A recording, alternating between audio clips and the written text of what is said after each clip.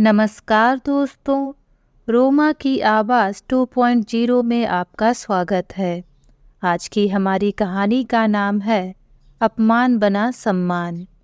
आज रोहन ने कांच का गिलास टेबल से उठाकर जोर से ज़मीन पर पटक दिया और गुस्से से पैर पटकते हुए बोल रहा था कि तुम जैसी गंवार लड़की से शादी करके मेरी तो ज़िंदगी ही खराब हो गई। ना जाने मेरे माता पिता ने तुम में ऐसा क्या देखा जो मेरी शादी तुमसे कर दी, तुम जैसी बदसूरत लड़की से।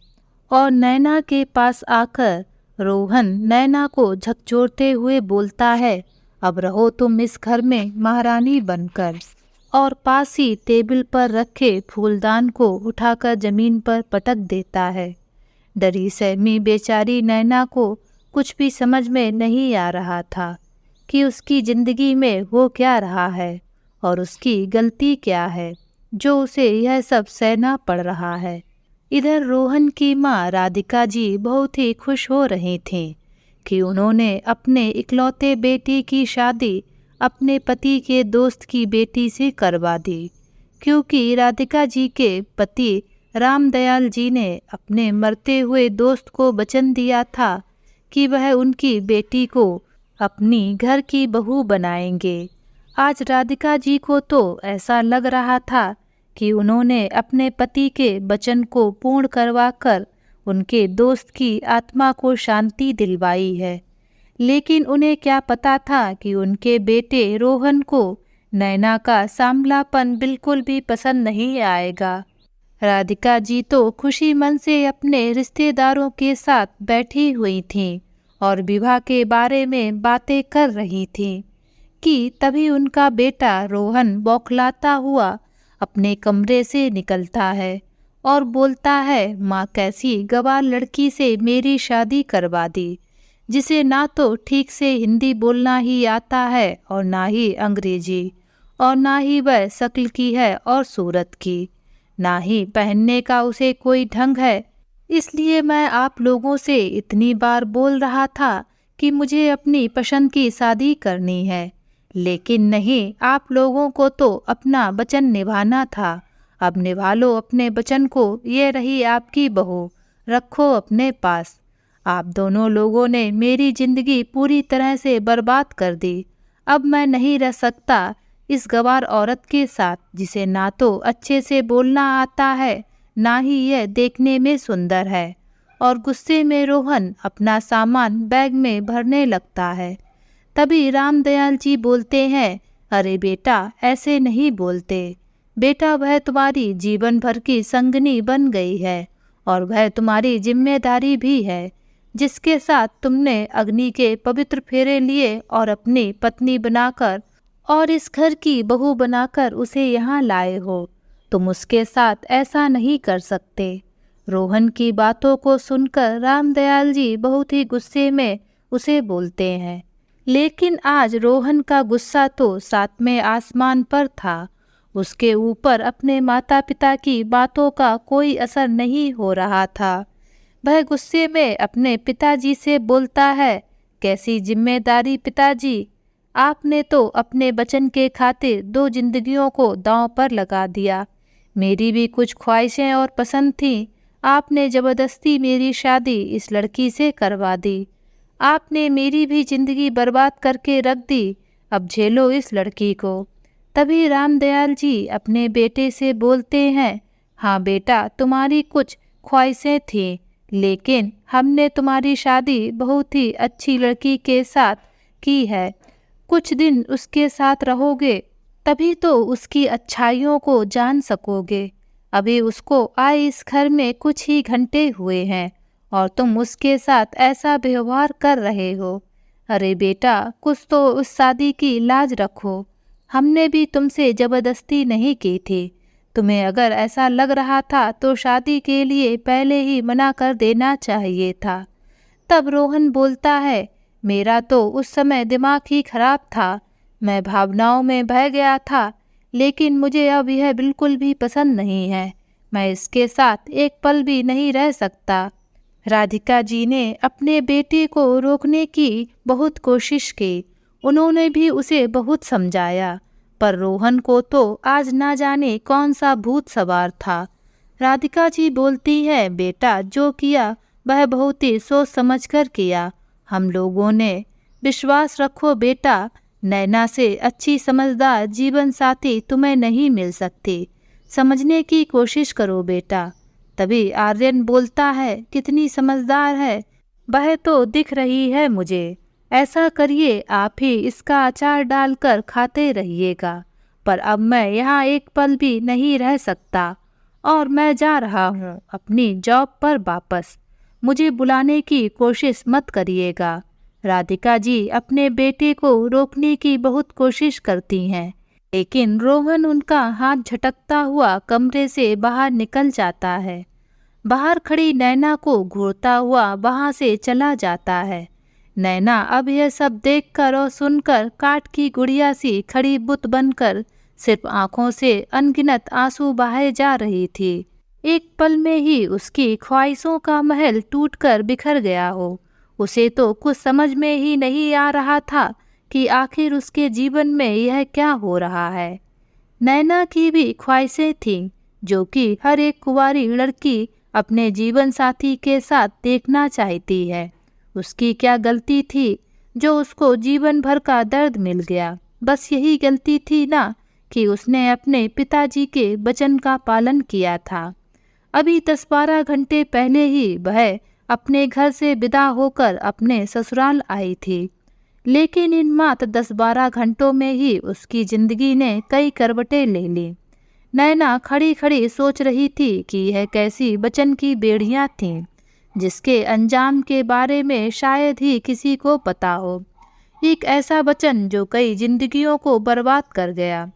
नैना दरवाजे के बाहर जिंदगी के कटु सत्य से रूबरू हो रही थी कि तभी बेटे के पीछे भागते हुए राधिका जी और रामदयाल जी आते हैं। रामदयाल जी के और राधिका जी के अपने बहू नैना को देखकर उनके पैर कुछ पल के लिए वहीं टिक जाते हैं, पर फिर भी बेटे के मुंह में व्याकुल होकर रोहन रुक जा बेटा, रोहन रुक जा बेटा कहते हुए भागती हैं। राधिका जी और रामदयाल जी जब तक भागते हुए अपने बेटे के पीछे जाते हैं, तब तक रोहन कार में बैठकर निकल जाता है। आज तो मानो राधिका जी और रामदयाल जी पर दुख का पहाड़ टूट पड़ा हो। उनको तो कुछ समझ में ही नहीं आ रहा था कि कैसे वे अपनी नई नवेली बहू से नज़र मिलाएंगे। बहू को अभी आए हुए कुछ ही पल हुए थे, ठीक से वह अपने घर में बैठ भी नहीं पाई थी। अरे कैसे उसे संभालेंगे? यही सब सोचते सोचते राधिका जी अपने सर पर हाथ रखकर वहीं सीढ़ियों पर बैठ जाती हैं और बैठकर सोचने लगती हैं, हे भगवान, एक तरफ मेरे बेटे का नाराज होकर यूं घर से चला जाना और दूसरी तरफ मेरी नई बहू की जिंदगी बर्बाद होना। यह कैसी परीक्षा की घड़ी आप ले रहे हो?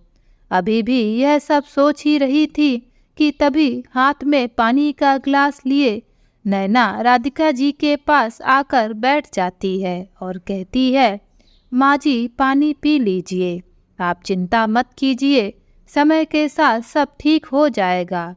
वक्त जो है सब दर्द का मरहम होता है, वही दर्द देता है तो मरहम भी वही लगाता है। आज अगर आपके बेटे की शादी मुझसे नहीं होती तो आप लोगों का घर छोड़कर वह यूं ऐसे नहीं जाते।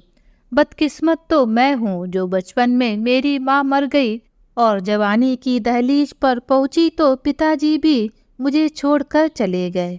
अब शादी हुई तो पति ने भी मुझसे मुंह मोड़ लिया कहते हुए नैना रोने लगती है। तब राधिका जी बहू को चुप कराते हुए बोलती हैं, नहीं बेटा, इसमें तुम्हारी कोई गलती नहीं है, यह तो ऊपर वाला का ही खेल है। हम सब तो उनके हाथ की कठपुतली हैं, वह जैसा चाहे वैसा हम लोगों को नचाते हैं और तुमको इस घर की बहू बनाकर लाना हमारी कोई गलती नहीं है। राधिका जी ने बड़े ही प्यार से नैना को बोला। नैना उनकी गोद में सर रखकर रोने लगी। तभी रामदयाल जी आते हैं और नैना के ऊपर हाथ रखकर बोलते हैं, बेटा इसमें तुम्हारी कोई गलती नहीं है। तुमने तो वही किया जो एक बेटी को करना चाहिए, और बचन से तो तुम नहीं बंधी थी बेटा, मैं बंधा हुआ था। जो कुछ भी तुम्हारे साथ हुआ उसका जिम्मेदार मैं भी हूँ। मैंने ही मरते टाइम तुम्हारे पिता को वचन दिया था कि मैं तुम्हारा पूरे तरीके से ख्याल रखूँगा। मैंने तो अपने बेटे रोहन से भी इस संबंध में बात की थी, लेकिन उस टाइम तो उसने कुछ नहीं बोला। मैंने सोचा शादी के लिए उसकी रजामंदी है। मुझे नहीं पता था कि मेरा बेटा मुझे यह दिन दिखाएगा। फिर रामदयाल जी नैना के सर पर हाथ रखकर बोलते हैं, बेटा तुम चिंता ना करो, मैं तुम्हारा हमेशा साथ दूंगा। तुम मेरी बहू नहीं बेटी हो। बेटी मुझ पर भरोसा रखना, मैं तुम्हारी जिंदगी में खुशियाँ लाऊंगा। और कहते हुए रामदयाल जी खुद भी रोने लगते हैं। आज उनके बेटे ने उनको रोने के लिए विवश कर दिया था। फिर रामदयाल जी अपने कमरे में चले जाते हैं, लेकिन राधिका जी और उनकी बहू नैना आपस में बात करके एक दूसरे का दुख बांटने लगते हैं। धीरे धीरे समय बीतता है। नैना अपने स्वभाव और सेवा भाव से अपने सास ससुर का दिल जीत लेती है। वह सबकी लाडली बन जाती है। समय तो अपनी गति से चल ही रहा था। नैना अपने माता पिता समान सास ससुर की सेवा करके खुश थी, लेकिन उसके दिल में एक बेचैनी थी। वह अपने ससुराल में तो रह रही थी, लेकिन कहीं ना कहीं अपने पति को तो याद करती ही थी ना। इधर रामदयाल जी और राधिका जी भी अपने बेटे के वियोग में दुखी रहते थे, लेकिन वे तीनों लोग एक दूसरे को अपना दुख नहीं दिखाते। घर के तीनों सदस्य एक दूसरे के सामने ऐसे रहते जैसे किसी को कुछ दुख नहीं है, लेकिन मन की पीड़ा तो वह समझते ही थे। आखिर किसी का पति और किसी का बेटा इस घर में जो नहीं था। शादी को अभी बीते हुए 4 महीने ही हुए थे कि अचानक एक दिन फोन पर रोहन के नाम की घंटी बजती है। रोहन का नाम देखकर अपने फ़ोन पर राधिका जी एकदम खुशी से चहक उठती हैं, क्योंकि लगातार 4 महीने से रोहन ने ना तो अपने माता पिता से बात की और ना ही अपनी पत्नी से। फिर राधिका जी खुशी खुशी फ़ोन उठाती हैं और बोलती हैं, हेलो रोहन बेटा, कैसे हो? उधर से फ़ोन पर आवाज़ आती है, मैं सिटी हॉस्पिटल दिल्ली से बोल रहा हूँ। आपके बेटे का एक्सीडेंट हो गया है और अभी वह आईसीयू में भर्ती है, तो आप जल्दी से जल्दी आ जाइए। एक्सीडेंट की खबर सुनकर राधिका जी तो बेसुध होकर नीचे बैठ जाती हैं। उनको ऐसी हालत में देखकर नैना दौड़कर उनके पास आती है और बोलती है, क्या हो गया? किसका फ़ोन था? कुछ बताइए माँ जी, क्या हो गया? लेकिन राधिका जी के मुंह से तो एक शब्द भी नहीं निकल रहा था। वह लगातार रोई जा रही थीं। तभी वह चिल्लाते हुए अपने ससुर जी को बुलाती है, बाबूजी बाबूजी जल्दी आइए, देखिए ना माँ को क्या हो गया है। वह कुछ बोल ही नहीं रही है। नैना की आवाज़ सुनकर रामदयाल जी अपने कमरे से जल्दी से चलकर आते हैं और देखते हैं कि उनकी पत्नी तो बेसुध हुई रोए जा रही है। फिर वह उनके पास आते हैं और उनको हिलाकर पूछते हैं, राधिका राधिका क्या हो गया? तुम ऐसे क्यों रोए जा रही हो? बताओ तो। लेकिन राधिका जी के मुंह से तो एक भी शब्द नहीं निकल रहा था। तो रामदयाल जी उन्हें अपने हृदय से लगा लेते हैं और बोलते हैं, बताओ तो राधिका, क्या हुआ? मैं तुम्हारे साथ हूँ, मुझे तो बताओ। तब राधिका जी बोलती हैं, मेरे बेटे को बचा लो, मेरे बेटे को बचा लो। अपनी पत्नी के मुख से यह बातें सुनकर रामदयाल जी भी कुछ घबरा जाते हैं और उनको झकझोर कर पूछते हैं, क्या हो गया राधिका? मुझे वह सही सही बताओ। तब राधिका जी रोते हुए बोलती हैं, हमारे बेटे का एक्सीडेंट हो गया है और वह दिल्ली के सिटी हॉस्पिटल में एडमिट है। जल्दी चलिए, हमें अपने बेटे को बचाना है। सुनिए जी, हमारा बेटा आईसीयू में है। मुझे बहुत घबराहट हो रही है। मेरे बेटे को बचा लो। हे भगवान, हमसे क्या गलती हो गई जो आप दुख पर दुख दिए जा रहे हैं।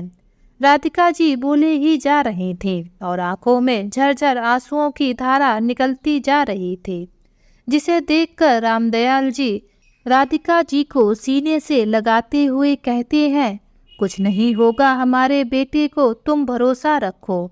और हाँ, तुम कपड़े पैक करो, मैं जल्दी से कार की व्यवस्था करता हूँ। हमें जल्दी ही निकलना है, क्योंकि रास्ते में ही हमें 4 घंटे का समय लगेगा। जल्दी से सामान पैक करो और मैं कुछ पैसों की भी व्यवस्था करके आता हूँ। रामदयाल जी आगरा में रहते थे और उनका बेटा रोहन दिल्ली में नौकरी करता था। ऐसा कहकर रामदयाल जी गाड़ी की व्यवस्था करने चले जाते हैं। साथ ही वह बैंक से पैसे भी निकालने जाते हैं। इधर घर पर राधिका जी और नैना सामान बांध लेती हैं। थोड़ी देर में ही रामदयाल जी गाड़ी लेकर आ जाते हैं। सभी लोग आगरा से दिल्ली के लिए निकल जाते हैं। इधर पूरे रास्ते नैना उदास रहती है और दुखी भी, और मन ही मन सोचती है कि हे भगवान, कैसी किस्मत लिखी है आपने। क्यों बिछड़ने का दुख मुझे ही दिया है।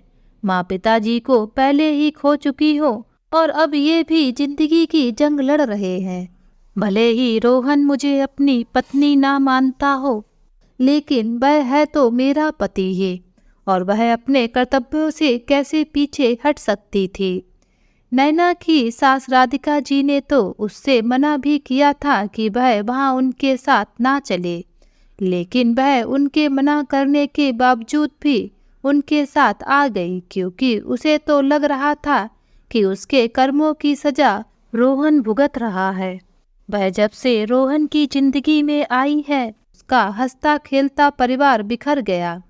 रामदयाल जी का इकलौता बेटा उनसे मुंह मोड़कर चला गया, और इन सब की वजह सिर्फ और सिर्फ वह है। नैना अपने आप को अभी कोस ही रही थी कि तभी एकदम गाड़ी रुकती है और वह देखती है कि हॉस्पिटल आ गया है। रामदयाल जी एक पल की देरी किए बिना अस्पताल के अंदर दाखिल होते हैं और रिसेप्शन पर रोहन के बारे में पूछताछ करने लगते हैं। तभी रोहन का नाम सुनकर वहीं बैठा उसका दोस्त आलोक उनके पास आता है और कहता है, अंकल जी, मैं रोहन का दोस्त आलोक हूँ, आप चलिए मेरे साथ। फिर सभी लोग आलोक के पीछे पीछे आईसीयू तक पहुँच जाते हैं। वहाँ पर अपने बेटे की ऐसी हालत देखकर राधिका जी और रामदयाल जी का तो आपा ही खो जाता है। वे पूरी तरीके से रोने लगते हैं। नैना दौड़कर अपने सास ससुर को चुप कराती है और उनको पास में ही पड़ी बेंच पर बैठाती है। जब रामदयाल जी थोड़ा सा संभलते हैं तो वह आलोक से एक्सीडेंट के बारे में पूछते हैं। तब आलोक उनसे बोलता है, अंकल जी, मुझे इस बारे में कुछ ज़्यादा पता नहीं है, लेकिन हाँ, इतना ज़रूर पता है कि कल रोहन कुछ ज़्यादा ही उदास था। उसकी जॉब छूट गई थी और वह ऐसा कहकर आलोक नैना और राधिका जी को देखकर शांत हो जाता है। तो रामदयाल जी बोलते हैं, बेटा और क्या, मुझे बताओ, मुझे पूरी बात बताओ कि मेरे बेटे रोहन के साथ क्या हुआ। और आलोक के सामने हाथ जोड़ने लगते हैं। तो आलोक उनके हाथ पकड़कर बोलता है, अरे नहीं अंकल, ऐसा मत कीजिए, आप तो मेरे पिता समान हैं। फिर आलोक रामदयाल जी को एक किनारे ले जाता है और उनको उनके बेटे रोहन और जया के बारे में बताता है। अंकल, जया और रोहन एक ही कंपनी में जॉब करते थे। काम के दौरान उन दोनों के बीच में नज़दीकियां बढ़ने लगी थीं और देखते ही देखते वे दोनों एक दूसरे को प्यार भी करने लगे थे।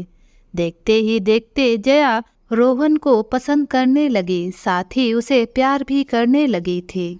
लेकिन रोहन को यह एहसास नहीं था कि वह जया से प्यार करने लगा है। शायद इसीलिए उसने नैना भाभी से शादी कर ली।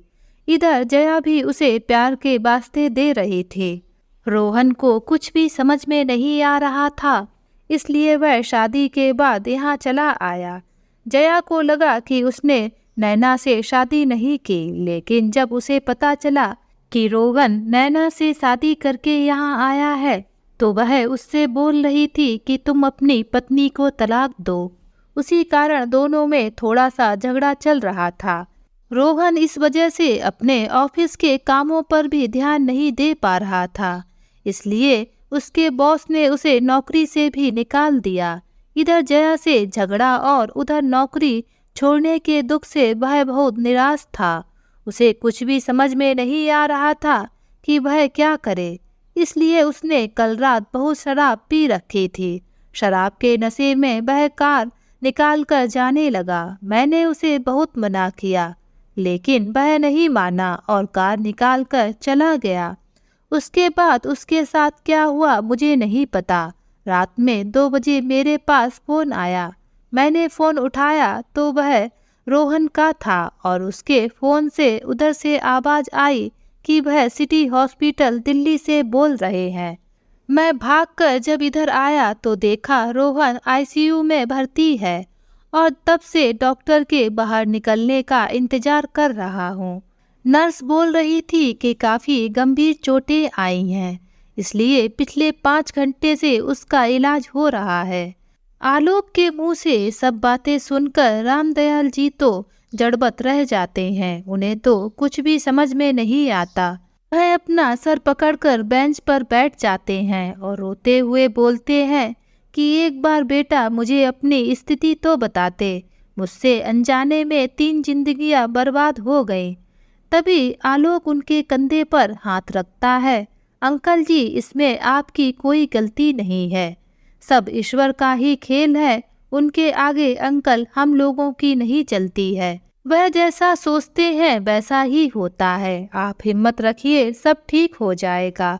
आलोक की बात सुनकर रामदयाल जी अपने आप को संभालते हैं और अपने आंसू पोंछते हुए फिर से राधिका जी और नैना के पास आ जाते हैं। आधा घंटे के बाद आईसीयू की लाइट बंद होती है और डॉक्टर शर्मा बाहर आते हैं। डॉक्टर के बाहर आते ही रामदयाल जी, राधिका जी उनके पास जाते हैं।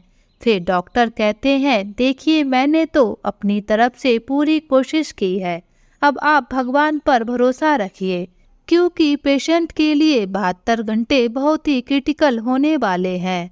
ऊपर वाले से फरियाद करिए सब कुछ ठीक हो जाए। इतना भयंकर एक्सीडेंट हुआ है कि कुछ भी कहना मुश्किल है। अब तो ऊपर वाले पर ही विश्वास रखिए। 72 घंटे सुनकर तो राधिका जी की आंखों से आंसू आना ही बंद नहीं हो रहे थे और नैना तो अंदर ही अंदर घुट रही थी। अपनी पत्नी और बहू की इस हालत में देखकर रामदयाल जी भी अंदर ही अंदर बेचैन हो रहे थे, क्योंकि 72 घंटे काटना सभी के लिए बहुत बड़ा काम था। कोई भी ना तो खाना खा पा रहा था और ना ही आराम कर पा रहा था। राधिका जी और नैना अस्पताल के मंदिर में बैठकर भगवान के सामने अपनी अर्जी लगा रही थी। खैर किसी तरह 72 घंटे बीते और उन दोनों की तपस्या का फल मिला। रामदयाल जी और राधिका जी भागकर रोहन से मिलने आईसीयू में जाते हैं। उन दोनों के पीछे पीछे नैना भी अपने गंभीर कदमों से दाखिल होती है। अपने पिताजी और माँ जी को देखकर रोहन की आंखों से आंसू बरबस ही निकल जाते हैं, पर जैसे ही उसकी नज़र अपनी पत्नी नैना पर पड़ती है तो उसकी नाराजगी और नफरत भरी निगाहें उसे कटघरे में खड़ा कर देती हैं। नैना दूसरों की नज़रों को पढ़ना भली भांति जानती थी, क्योंकि किस्मत ने उसे यही तो आज तक दिया था। इसलिए वह उसके रूम से तुरंत ही निकल जाती है और ईश्वर के सामने जाकर फूट फूट कर रोने लगती है। फिर आते जाते लोगों को देखकर खुद को संभालती है और अपनी किस्मत की इस लड़ाई से लड़ने के लिए अपनी कमर कस लेती है। उसे पता था कि रोहन उसे अपने आसपास भी भटकने नहीं देगा, क्योंकि वह नैना को बिल्कुल भी पसंद नहीं करता था और वह अपने इस हालत का जिम्मेदार नैना को ही मानता था। लेकिन नैना भी अपने कर्मों और दायित्वों से पीछे हटने वाली लड़की नहीं थी। उसने भी तय कर लिया था कि वह अपने कर्तव्य से पीछे नहीं हटेगी और एक बार फिर से वह आईसीयू में जाकर रोहन के पास खड़ी हो जाती है। लेकिन थोड़ी ही देर में नर्स आती है और बोलती है कि रोहन की अभी हालत कुछ ज़्यादा अच्छी नहीं है। फिलहाल उसे अभी होश आया है, वह अभी ठीक नहीं हुआ है। खैर, राधिका जी और रामदयाल जी को तो बस इस बात की खुशी थी कि उनका बेटा उनकी आंखों के सामने था। हाँ, तकलीफ़ों से जूझ रहा था पर सही सलामत था। इसी बात के लिए दोनों पति पत्नी भगवान को धन्यवाद दे रहे थे कि तभी नर्स आकर कहती है, रामदयाल जी, आपको डॉक्टर साहब बुला रहे हैं। रामदयाल जी, राधिका जी और नैना जैसे ही डॉक्टर शर्मा के केबिन में पहुंचते हैं तो डॉक्टर साहब बोलते हैं, आइए आइए बैठिए। और आगे डॉक्टर शर्मा बोलते हैं, देखिए, मैं आप लोगों को कोई भ्रम की स्थिति में नहीं रखना चाहता, इसलिए मैंने आपको यहाँ बुलाया है। रोहन की एमआरआई और एक्सरे रिपोर्ट दिखाते हुए कहते हैं, एक्सीडेंट इतना भयानक हुआ था कि रोहन की रीढ़ की हड्डी डैमेज हो गई है। शायद वह फिर कभी खड़ा ना हो पाए। सर पर भी काफ़ी चोटें आई हैं, पर अभी खतरे से बाहर है। एक हाथ और एक पैर भी फ्रैक्चर हुआ है, तो उसे ठीक होने में काफ़ी समय लगेगा।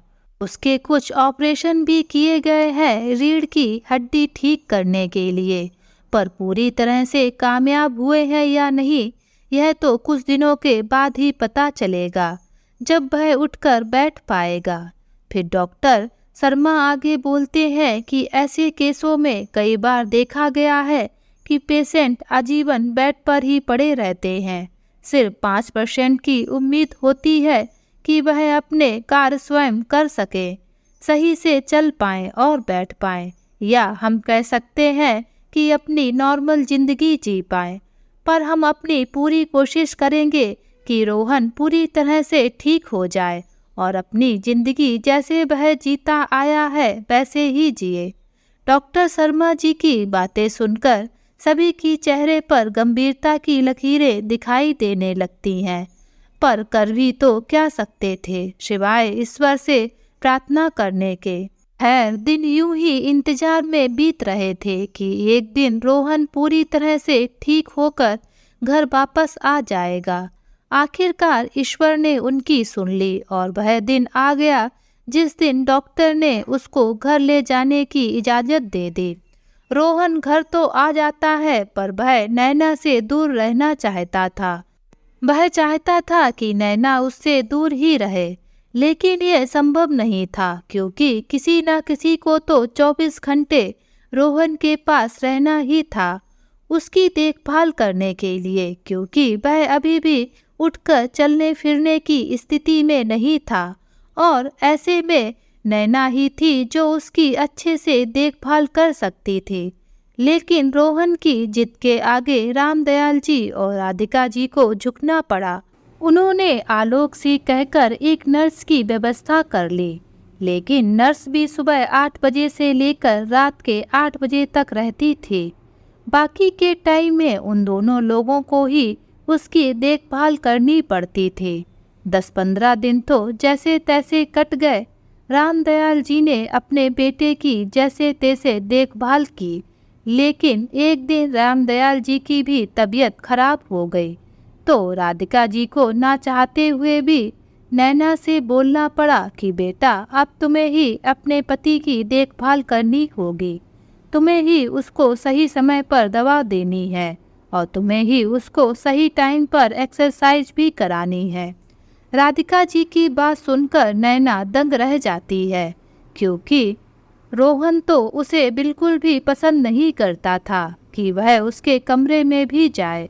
राधिका जी अपनी बहू नैना की आंखों में देखकर समझ जाती है कि वह क्या सोच रही है, और वह धीरे से बोलती है, बेटा, सह लेना इस पवित्र रिश्ते के खातिर।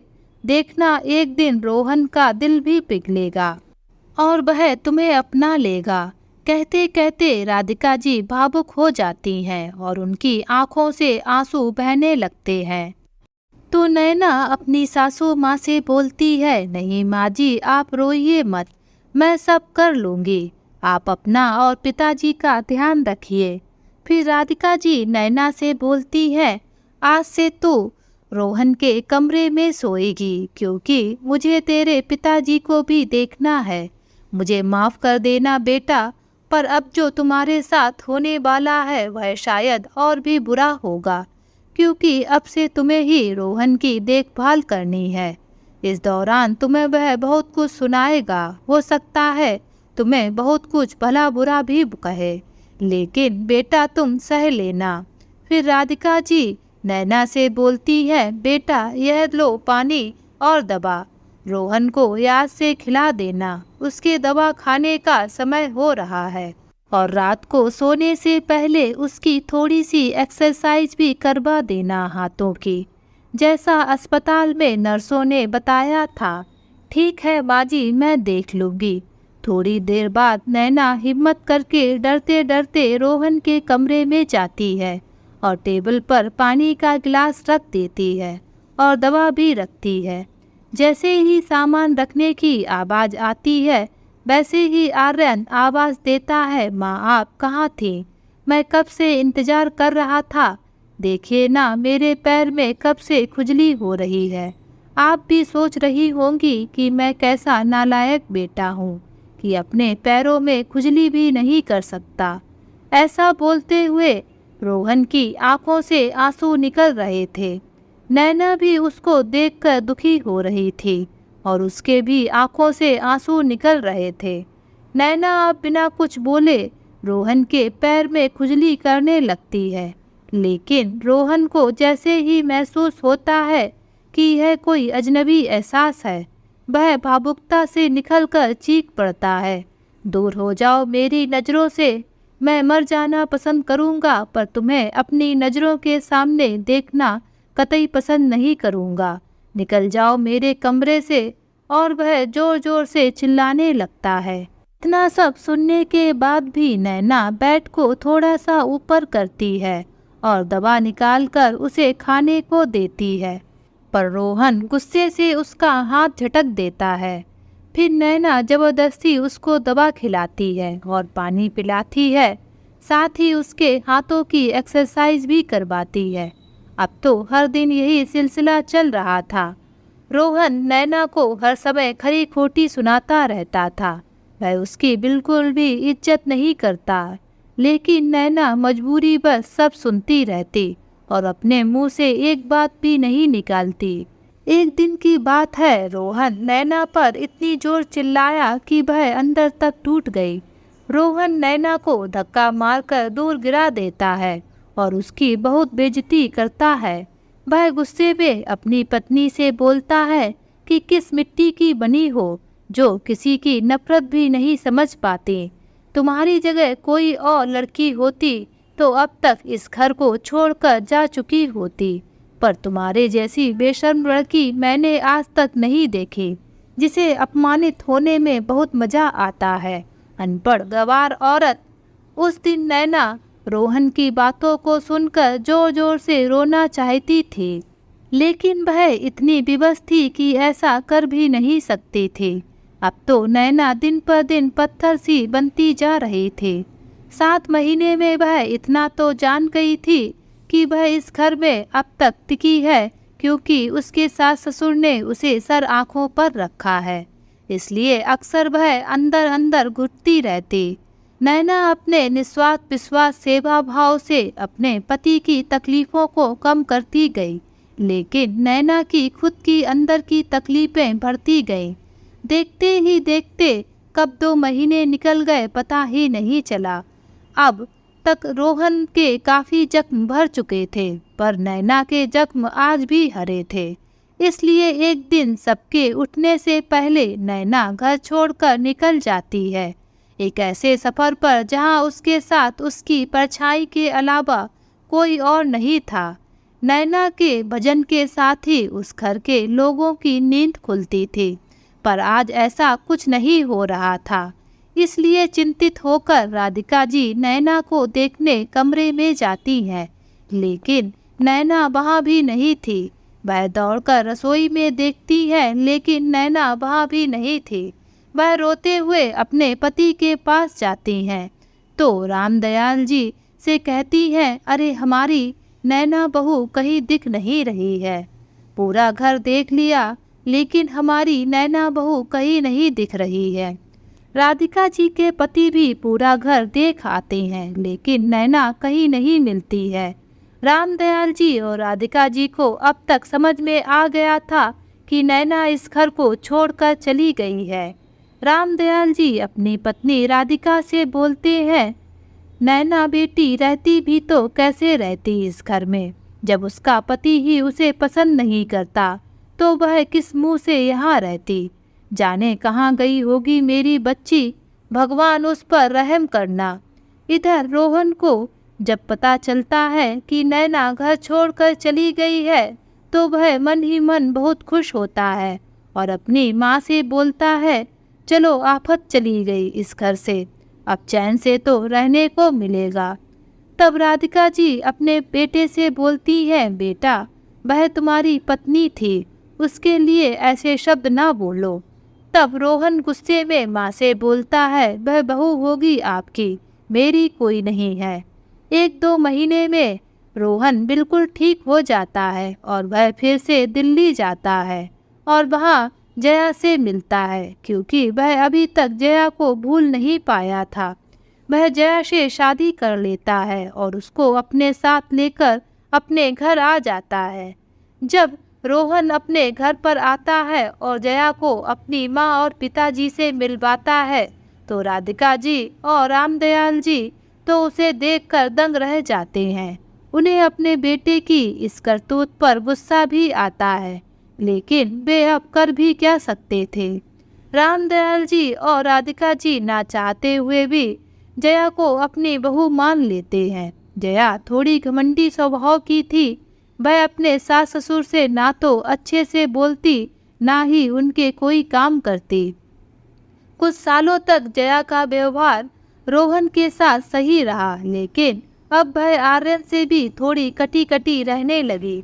1-2 साल तो रोहन और जया के बीच में बहुत प्रेम रहा, लेकिन अब उनके बीच बात बात में लड़ाई होने लगी और एक दिन तो रोहन से जया की इतनी तेज लड़ाई हो गई कि रोहन ने जया के ऊपर हाथ ही उठा दिया।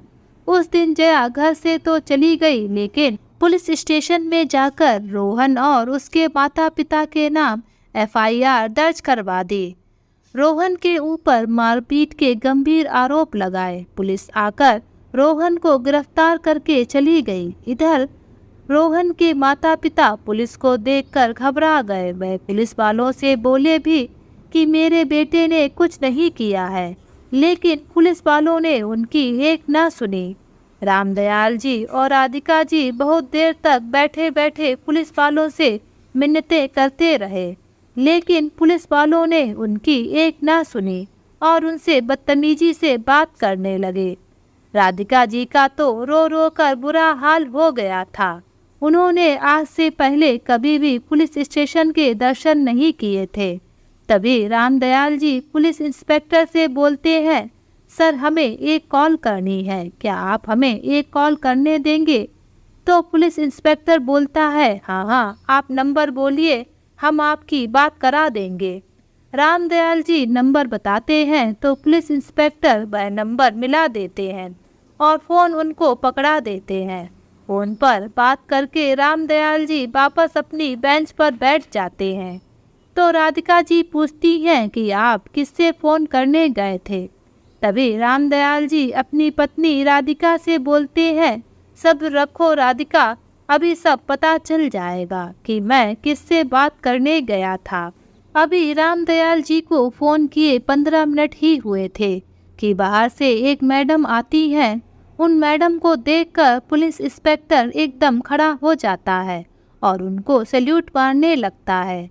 जेल में बंद रोहन की नज़रें जैसे ही उन मैडम के ऊपर जाती है तो उसकी आंखें फटी की फटी रह जाती हैं। वह मैडम तुरंत ही इंस्पेक्टर के पास जाती है और बोलती है, रामदयाल जी कहाँ हैं? हमें उनसे मिलना है, जल्दी उनको बुलाइए। तभी वह इंस्पेक्टर फटाफट रामदयाल जी को और राधिका जी को लेकर आता है। वह मैडम जैसे ही रामदयाल जी को देखती है तो उनकी आंखों से आंसू बहने लगते हैं। वह तुरंत ही उनके पैर छूती हैं और उधर राधिका जी को भी देखकर उनके पैर छूने लगती हैं। राधिका जी जैसे ही उन मैडम को देखती है तो उनके भी आंसू बहने लगते हैं। इंस्पेक्टर यह सब दृश्य देखकर दंग रह जाता है, क्योंकि वह मैडम और कोई नहीं बल्कि रामदयाल जी की बहू नैना थी। नैना आज इस जिले की डीएम थी। राधिका जी ने पूछा कि बेटी तुम यहाँ कैसे? तो नैना अपनी सासू माँ से बोली, यह सब पिताजी की ही मेहनत का फल है। अगर वह नहीं होते तो मैं इस जगह पर नहीं पहुँच पाती। तब रामदयाल जी अपनी पत्नी राधिका को बताते हैं कि जिस दिन नैना घर छोड़कर जा रही थी उस दिन मैंने नैना को जाते हुए देख लिया था। नैना जैसे ही घर से निकली तो मैंने अपने एक मित्र को फ़ोन कर दिया और उसे नैना को रोक कर रखने को कहा। मेरे उस मित्र को नैना भी जानती थी और वह उनके साथ चली गई। जब तुम मेरे पास आई थी कि नैना चली गई है तब मुझे पता था कि नैना कहाँ गई है। फिर मैं शाम को नैना से मिलने गया तो नैना वहाँ रो रही थी। मैंने नैना को हिम्मत दी और उसे बोला कि बेटा सच में तुम महान हो। तुमने बहुत दिनों तक उस नालायक की सेवा की, लेकिन वह तुम्हारे त्याग और प्रेम के लायक नहीं है, क्योंकि मैंने भी बहुत बार रोहन को तुम्हें गाली देते हुए सुना था। मेरा दिल भी रोता था कि एक मासूम बच्ची कितना सहेगी। इसीलिए बेटा मैंने निश्चय किया है कि मैं तुम्हें पढ़ाऊंगा। और पता है राधिका नैना पढ़ने में बहुत होशियार थी और उसके पिता ने मुझे एक बार बताया भी था कि वह आईएएस बनना चाहती है। इसीलिए मैंने अपनी बेटी को आईएएस की कोचिंग कराने के लिए दिल्ली भेजा। मेरी बेटी ने 3 साल तक लगातार कठोर मेहनत की और आज देखिए यह एक आईएएस बनकर खड़ी है। तब राधिका जी बोलती है कि आपने मुझे क्यों नहीं बताया? तो रामदयाल जी बोलते हैं, राधिका तुम कमज़ोर हो और तुम नैना को भी कमज़ोर कर देती और वापस फिर से उस घर में उसे बुला लाती। लेकिन मैं अब अपनी बेटी को और घुटते हुए नहीं देख सकता था, इसलिए मैंने निर्णय किया कि मैं इस बात को किसी को नहीं बताऊंगा। तब नैना बोलती है, लेकिन पिताजी आप लोग यहाँ कैसे? तब रामदयाल जी रोहन और जया की पूरी बात बताते हैं और वह यह भी बताते हैं कि जया ने हम दोनों को भी नहीं बख्शा। उसने हमारे खिलाफ भी रिपोर्ट दर्ज कराई है। नैना के कहने पर पुलिस इंस्पेक्टर इस केस की अच्छे से छानबीन करते हैं तो उनको इस केस में पता चलता है कि जया ने अपने सास ससुर और पति पर झूठा इल्ज़ाम लगाया है। नैना इस केस में अपने सास ससुर को बाइज्जत बरी करवाती है, साथ ही रोहन को भी इस केस से मुक्ति दिलवाती है। आज रोहन नैना से आंखें मिलाने के काबिल नहीं था। रोहन नैना के पैरों में गिर जाता है और उससे माफ़ी मांगने लगता है। तो नैना बोलती है, मैं कौन होती हूँ तुम्हें माफ़ करने वाली? मैं तो एक गवार औरत हूँ। और उसको घूरते हुए वहाँ से चली जाती है। आज आर्यन को अपनी करनी का फल मिल गया था। उसने कभी भी अपनी देवी समान पत्नी की इज्जत नहीं की और जिस लड़की को वह अपनी पत्नी बनाकर लाया उसने कभी उसकी भी इज्जत नहीं की। तभी कहा जाता है जो जैसा करता है उसको वैसा ही मिलता है। आज रामदयाल जी ने अपने पिता होने का फर्ज निभा दिया था। उन्होंने अपनी बेटी को इस काबिल बना दिया था कि अब तो वह किसी के आगे झुकेगी नहीं, बल्कि अच्छे अच्छों को अपने आगे झुका सकती है। तो दोस्तों आज की ये कहानी आप सभी लोगों को कैसी लगी नीचे कमेंट बॉक्स में लिखकर हमें ज़रूर बताएं। अगर ये कहानी आप सभी लोगों को अच्छी लगे तो प्लीज़ इस वीडियो को लाइक और शेयर ज़रूर करें और मेरे चैनल को सब्सक्राइब करना ना भूलें। तो फिर मिलते हैं एक नई कहानी के साथ।